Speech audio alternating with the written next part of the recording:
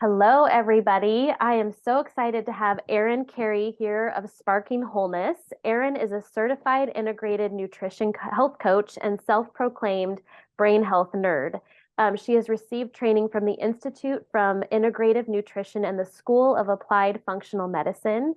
She is the owner of Sparking Wholeness and works as an integrative health coach at Living Well Holistic Counseling and Wellness in Tyler, Texas. As a survivor of mental illness, Erin knows firsthand how suffering from a chronic illness can infiltrate every area of our life. She has spent the last decade learning what holistic health truly means, and that comes from in the form of nutrition for mind, body, and soul. Erin wants people to be empowered to be their own health advocate and not be limited by a label or a diagnosis. Erin, thank you so much for being here today. And, you and myself included, we've talked about this. This has been an 11-year process for me of relearning how to eat. Because I had dysfunctional digestion, I'd been on antibiotics forever, which definitely didn't help my mood. I was on Mhm. antidepressants for almost 9 years. I had a lot of unresolved trauma and emotional stuff that had to be addressed because of how that Mhm. impacts the vagus nerve, which is like wrapped around your intestines and your vital organs, right? And so I love the way that you shared that, where can I give my body a break? Because most of us don't think about eating that way. We're thinking about eating Yeah. as like I'm going to fill my hunger, right?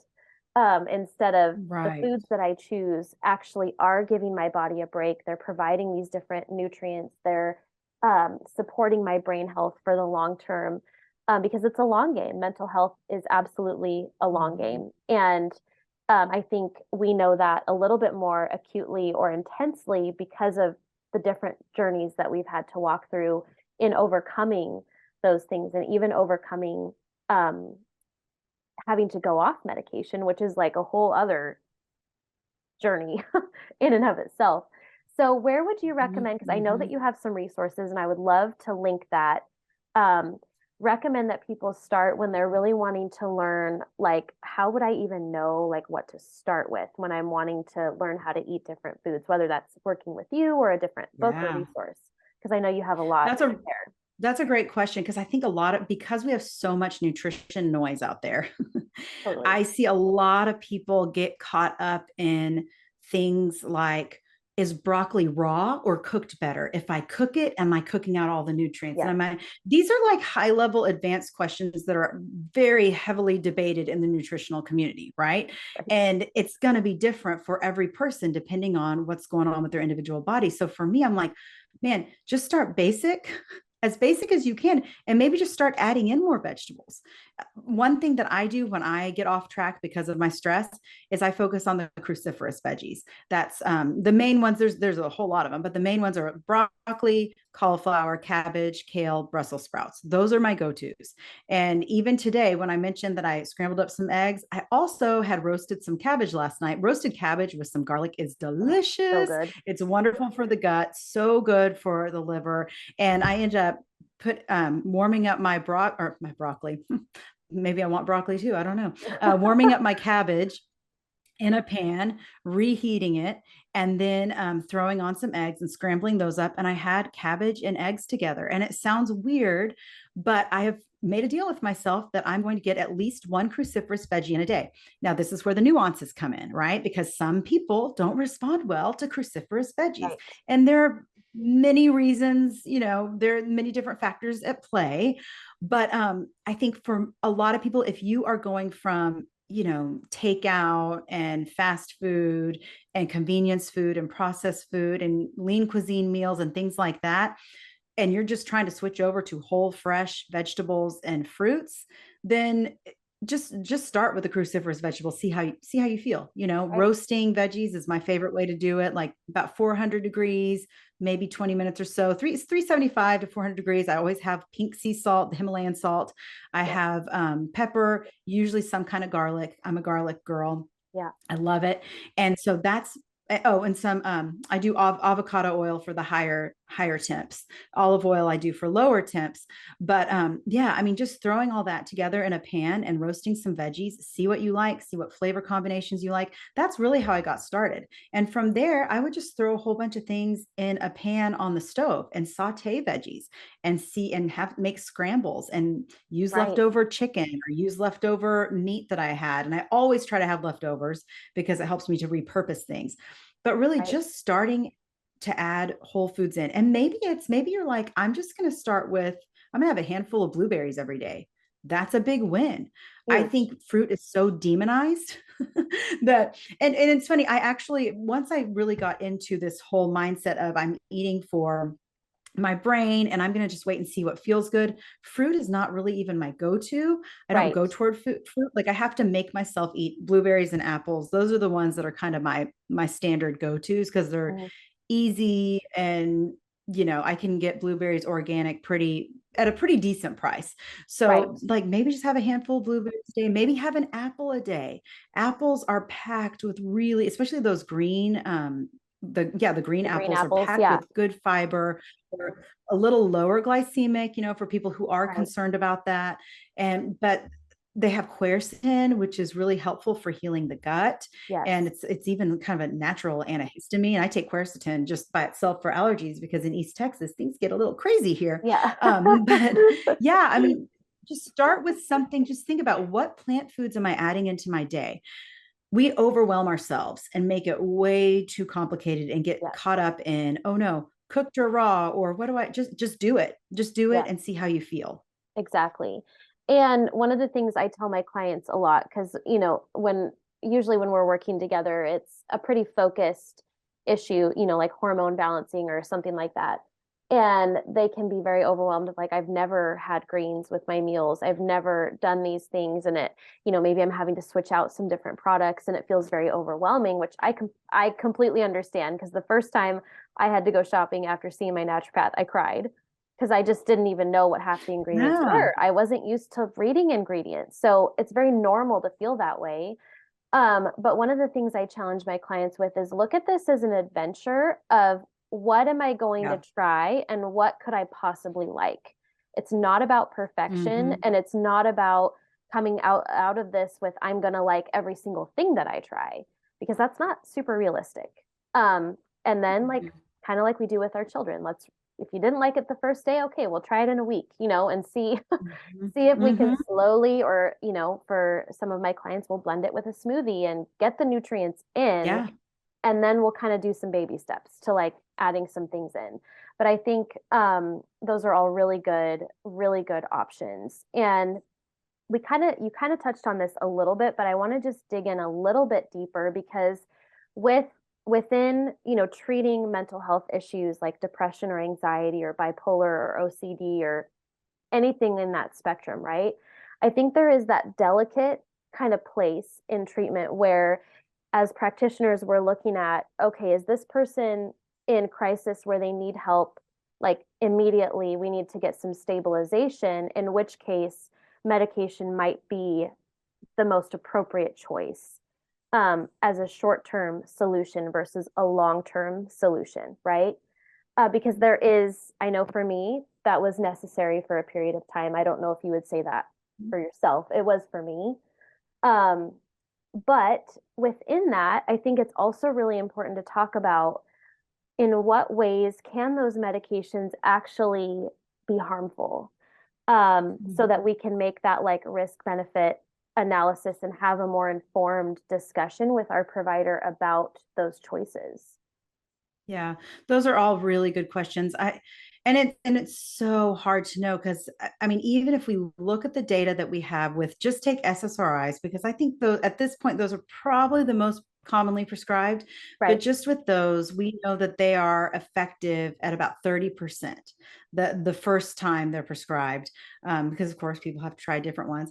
But now we're seeing new studies that show that when you take away the placebo effect, which I love a good placebo effect. There's no, I mean, vegetables might be a placebo effect for some people at first because it makes you feel Yeah. really proud of yourself because you're eating the vegetables, right?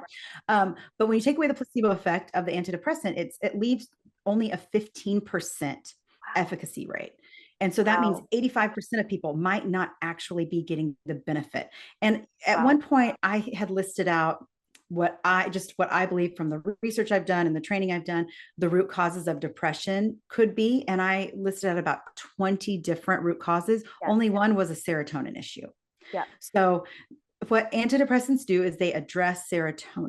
They address keeping serotonin at the synapses of the brain longer. I had mentioned that earlier.